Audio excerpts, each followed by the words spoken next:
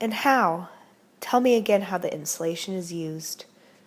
Yeah, the insulation, it can be used in a lot of ways, but in Xinjiao and at the plant that I profile in the book, at the beginning of the book, it's actually transformed into slipper soles. So they'll recover the insulation via shredding.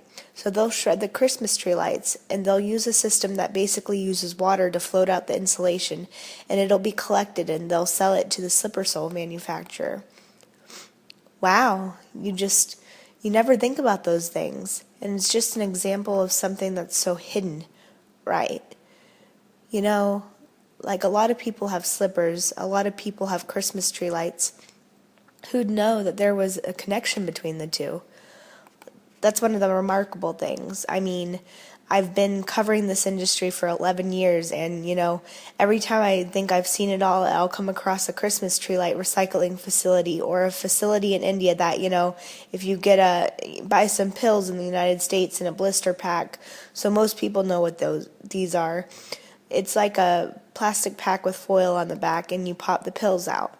I've been to a facility in India where people are employed to basically peel the aluminum off the back of those things, and then it's recycled along with the plastic.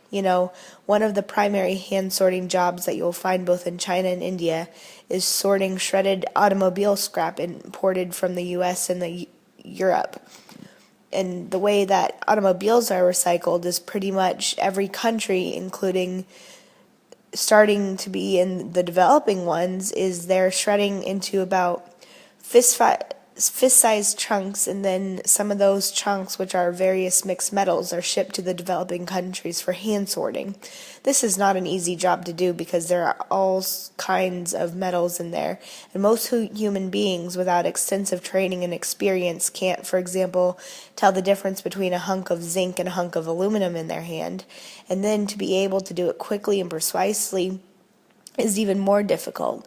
So in the time that I've been following the hand sorters in South China, for example, their wages have gone from under $100 a month to, in some parts of southern and central China, they're up to as high as $800 or $900 a month. And that's an extraordinary increase in wages over the course of 11 years.